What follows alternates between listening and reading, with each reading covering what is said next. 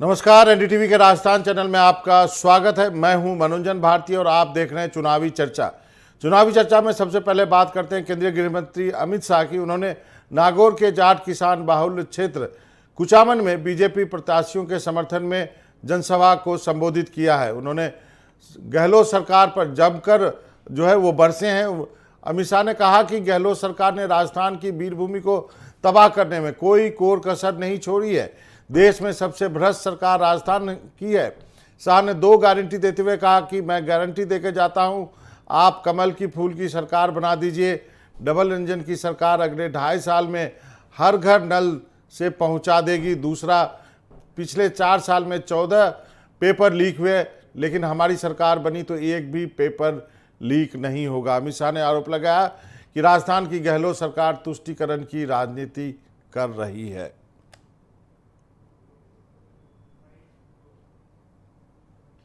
मित्रों, राजस्थान की भूमि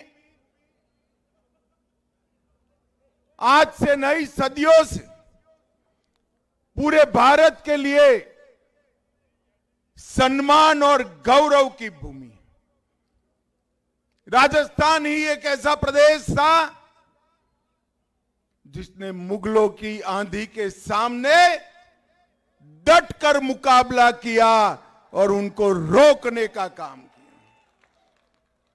महाराणा प्रताप, बप्पा रावल, राणा सांगा और महाराणा कुंभा की ये वीर परंपरा को राजस्थान आज भी आगे बढ़ा रहा है।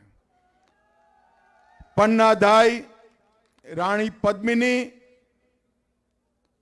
गोरा बादल, झाला मन्ना, ये सब ने वीरता की कई कहानियां गढ़ी हैं।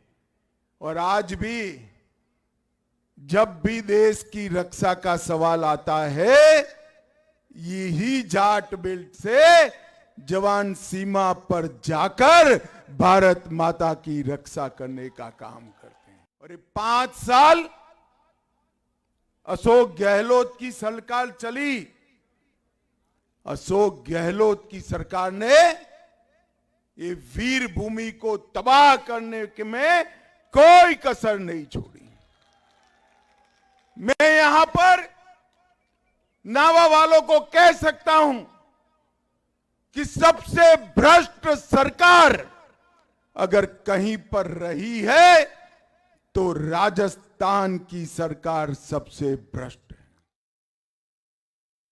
बीजेपी के तुष्टीकरण और हिंदुत्व वाले मुद्दे पर सीएम अशोक गहलोत ने पलटवार करते हुए कहा कि धर्म के नाम पर बीजेपी लोगों को भड़का रही है, विकास की बात नहीं कर रही है। हमने पहले 10 गारंटी दी और लागू किया, लोगों का विश्वास जमा तो 7 नई गारंटी दी है।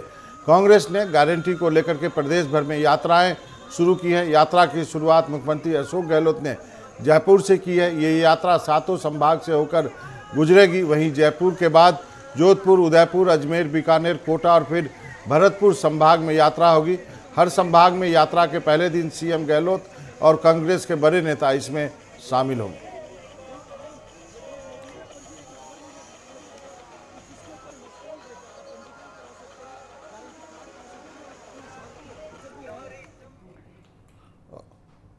और भ्रष्टाचार के मुद्दे पर गहलोत बोले, जिन घोटालों के नाम लिए उनमें कोई दोषी पाया गया क्या? पेपर लीक देश भर में हुए हैं। Gujarat, UP, MP, judiciary, army, सभी जगह परीक्षाओं में पेपर लीक हुई है। हमने कड़ी कार्रवाई की है। क्या कहा है गहलोत साहब ने, ये सुनाते हैं। आपके लिए आसान है या आपके लिए बहुत मुश्किल है, क्योंकि मोदी साहब की लोकप्रियता इन 8, 9, 10 सालों में लगातार बनी हुई है? देखिए, अब वो बात नहीं रही। अब बहुत फर्क पड़ रहा है। उनको खुद को एहसास हुआ होगा, जो जिस तरह दौरे करते लगातार। और मैं समझता हूँ कि वो जिस प्रकार की राजनीति करते हैं, मैं उनसे ये उम्मीद नहीं करता था कि टोटली जो प्राइम मिनिस्टर एक देश का होता है, एक पार्टी का नहीं होता है। मुख्यमंत्री पूरे प्रदेश का होता है, कि एक पार्टी का नहीं हो सकता। पार्टी का है हम लोग। और देश की इंटरेस्ट में क्या क्या है, आज जो राजनीति धर्म के नाम पे की जा रही देश के अंदर, वो हदें पार कर चुकी है। घोटाला सब काम लिया उन्होंने।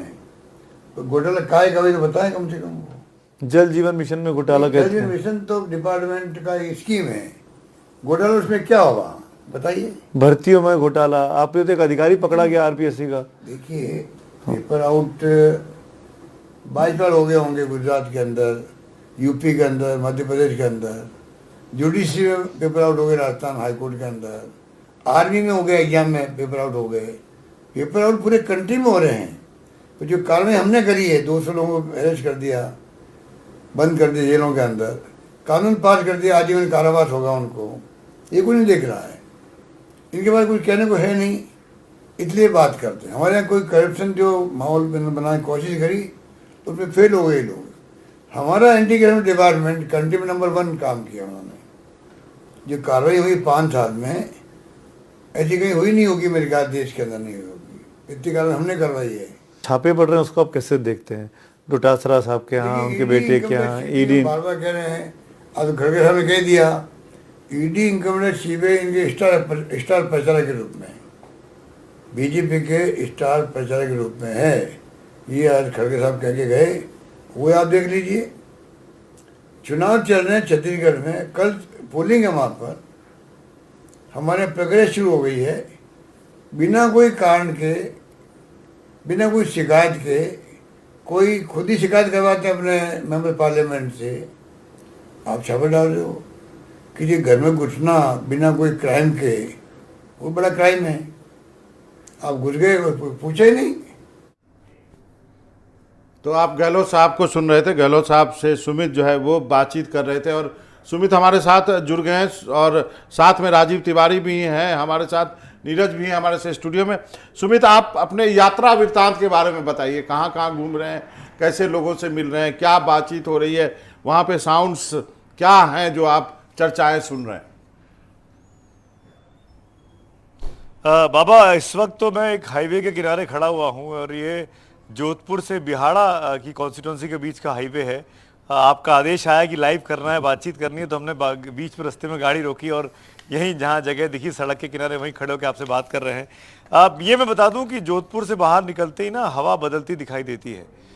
जितना मैं अभी 40-50 किलोमीटर में आया हूँ, रास्ते में 2-3 जगह रुक के हम लोगों ने लोगों से बात भी की। बातचीत में कुछ चीज़ें समझ में आ रही हैं।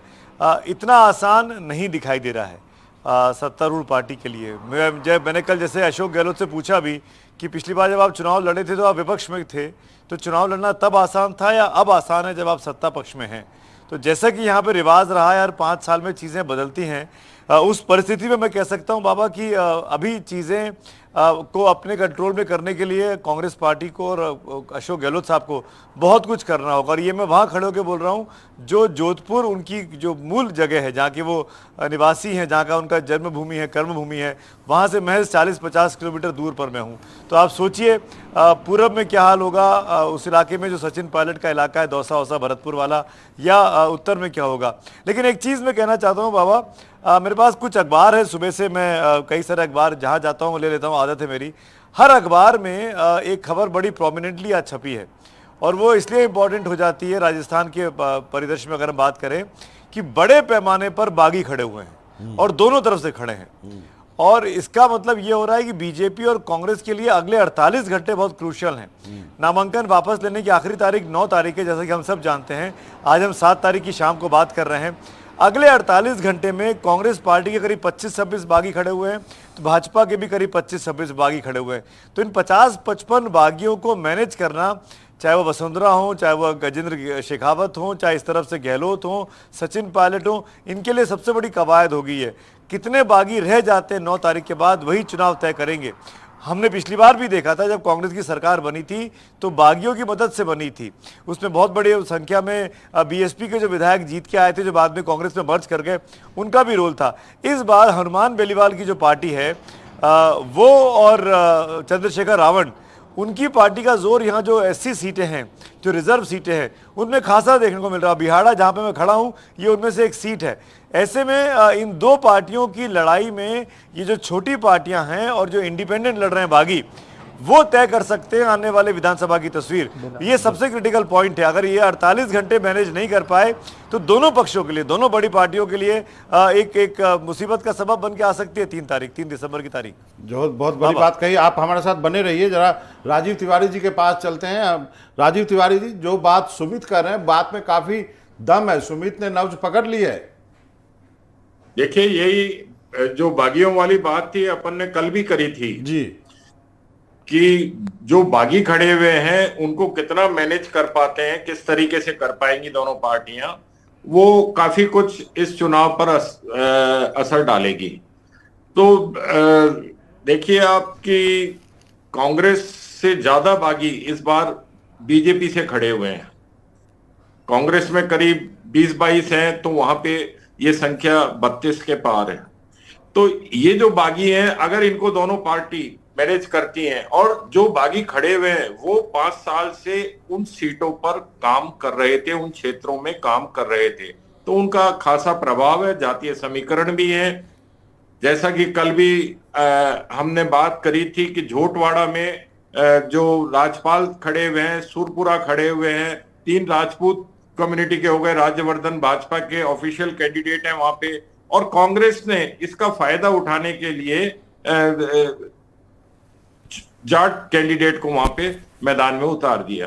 तो अगर तीनों में से एक भी, दोनों में से एक भी बागी अगर बीजेपी का वहां पर खड़ा रह जाता है 9 तारीख के बाद, तो आप देखिएगा कि वो राज्यवर्धन के लिए आसान नहीं होगी सीट निकालना। जी जी जी, नीरज जी कोई जी, देखिए, जो पूरा समीकरण है, बागियों ने तो निश्चित रूप से दोनों ही पार्टियों की नाक में दम कर रखा है, और अगले जो ये 3 दिन है आज से, ये मान मनोहर के अंदर ही बीतने वाले हैं। पद प्रतिष्ठा का लालच भी दिया जा सकता है, जैसा कि होता रहा है चुनाव के अंदर।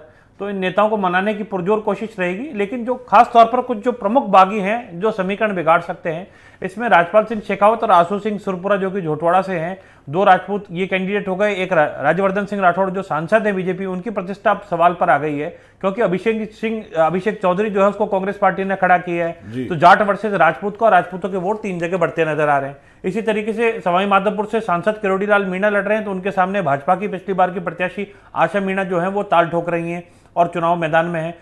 सांचौर में सांसद देवजी पटेल हैं, तो जीवाराम दानाराम जो हैं ये वहां पर ताल ठोके हुए हैं, उनके खिलाफ जो है पूरा माहौल बना रखा है, तो और एक बड़ा वोट बैंक का नुकसान हो सकता है। तो नीरज, आपका कहना है कि जो मैनेज करेगा वही विनर है? ये देखिए, बिल्कुल मैनेज करना पड़ेगा। अब जैसे यूनुस खान खड़े हो गए हैं और निर्दलीय ताल ठोक दी उन्होंने डीडवाना से।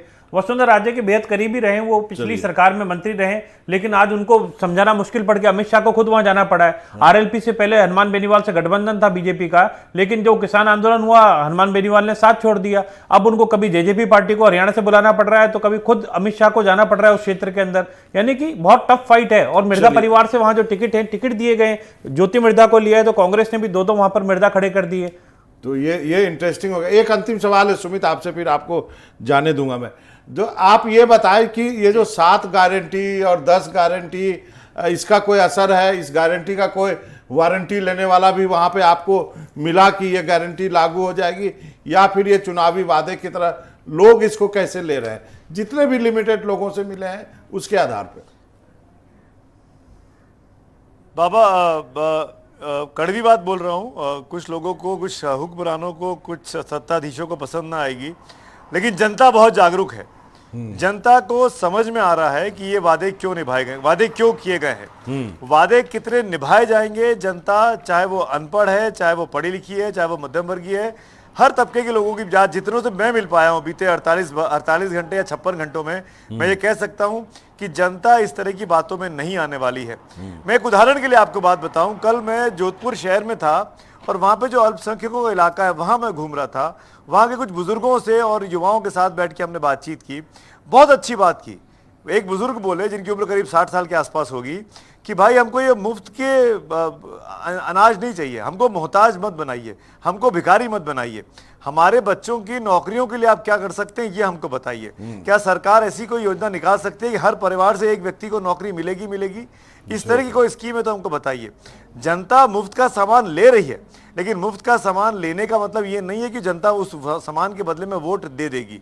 तो चाहे दोनों पक्ष हो, चाहे उधर के हो चाहे इधर के हो, आपको मैं कह सकता हूं कि जनता वही वोट करेगी जब उनको लगेगा कि वो सामने वाला कैंडिडेट उनके कितने काम आने वाला है, सामने वाली पार्टी उनके अपने निजी फायदे में कितना आने वाली है। वरना ये तमाम बातें चुनावी ज्यादा दिखती हैं, चाहे वो गारंटी इस तरफ की हो, चाहे वो वारंटी उस तरफ की हो। सही कहा सुमित, आपने 100% की बात कर दी है।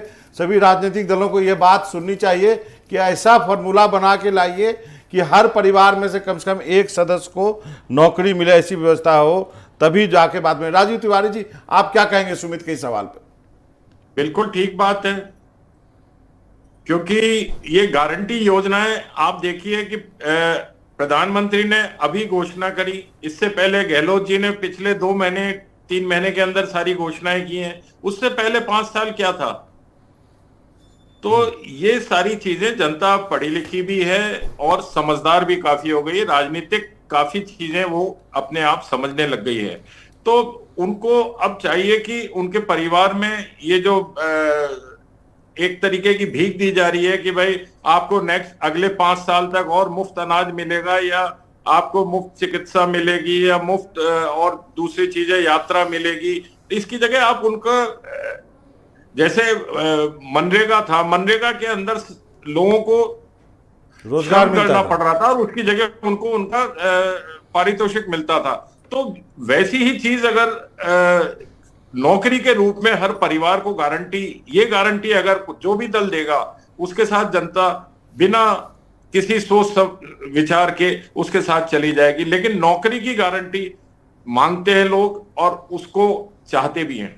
जी, आपका बहुत बहुत शुक्रिया राजीव जी। और सुमित, आप और आगे निकलिए और कल मिलेंगे, और कल फिर और आगे इस 24 घंटे में आपने क्या देखा उस पर चर्चा करेंगे। बहुत मजेदार बात और 100% की बात आपने कही, आंखें खोलने वाली। रिपोर्टिंग इसी को कहते हैं कि जमीन से जुड़कर लोगों की, जनता की बात सुनकर लोगों तक पहुंचाना।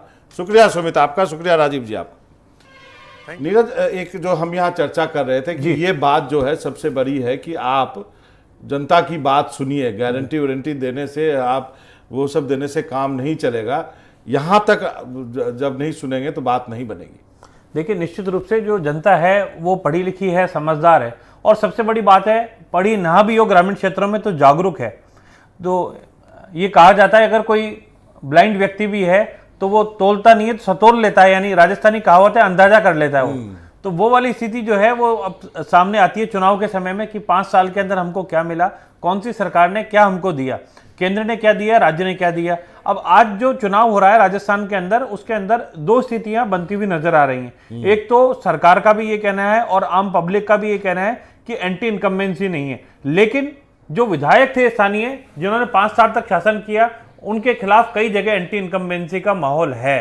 तो उसी वजह से कई जगह विधायकों के टिकट भी काटने पड़े, और ये दोनों ही पार्टियों के अंदर हुआ, चाहे कांग्रेस हो चाहे बीजेपी हो। सत्ताधारी पार्टी के खिलाफ एंटी इनकम्बेंसी होती है, लेकिन जहां जहां गड़बड़ी पाई गई उन विधायकों को, उन चेहरों को टिकट जो है वो हटाए गए। लेकिन कई ऐसे विधायक थे जिनके लिए बड़े नेता जो हैं वो शीर्ष स्तर पर अड़े रहे और आखिर में उनको टिकट दिला करके लाए। तो ऐसी भी स्थितियां बनी। दूसरा, कुछ ऐसे नेता थे जिनको केंद्र से राज्य के अंदर चुनाव लड़ाने के लिए लाना पड़ा। ये बीजेपी के अंदर हुआ, जैसा कि हमने देखा सांसदों को विधायक के तौर पर उतारना पड़ा, क्योंकि ये फाइट जो है वो फाइट इतनी जबरदस्त थी, क्योंकि जो गारंटी और ये घोषणाएं जो हुई हैं, इसी तरीके से आम आदमी पार्टी ने चुनाव से पहले घोषणाएं की थी, और उसका एक असर ये पड़ा कि दिल्ली के बाद में पंजाब के अंदर भी आम आदमी पार्टी की सरकार आ गई थी। तो निश्चित रूप से इसका फर्क तो पड़ता है, असर पड़ता है, क्योंकि जब सीधे सीधे बिजली का जो बिल होता है उसके अंदर कितना पैसा कम हो गया, सीधे उसका असर जो है आम आदमी की, उपभोक्ता की जेब पर पड़ता है। अब 1 करोड़ से ज्यादा लोगों को अगर सिलेंडर मुफ्त होंगे तो उसका असर पड़ेगा।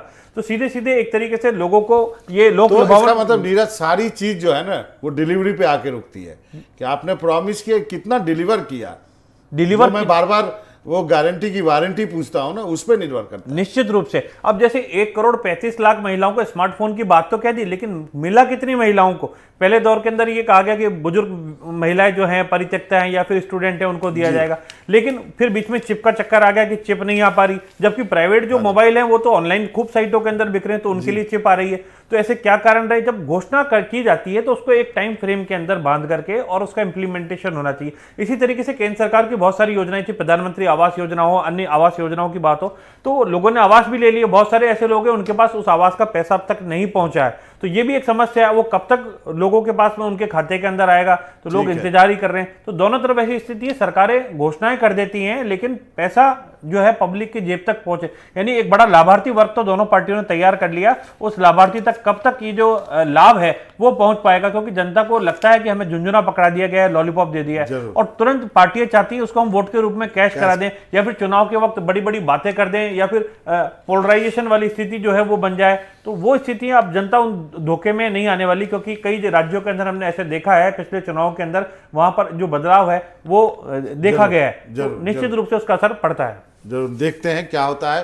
तो हम जो है इस पे इन सब चीज़ों पे चर्चा जारी रखेंगे। चुनावी चर्चा में फिलहाल वक्त है छोटे से ब्रेक का। नीरज, आपका बहुत बहुत शुक्रिया।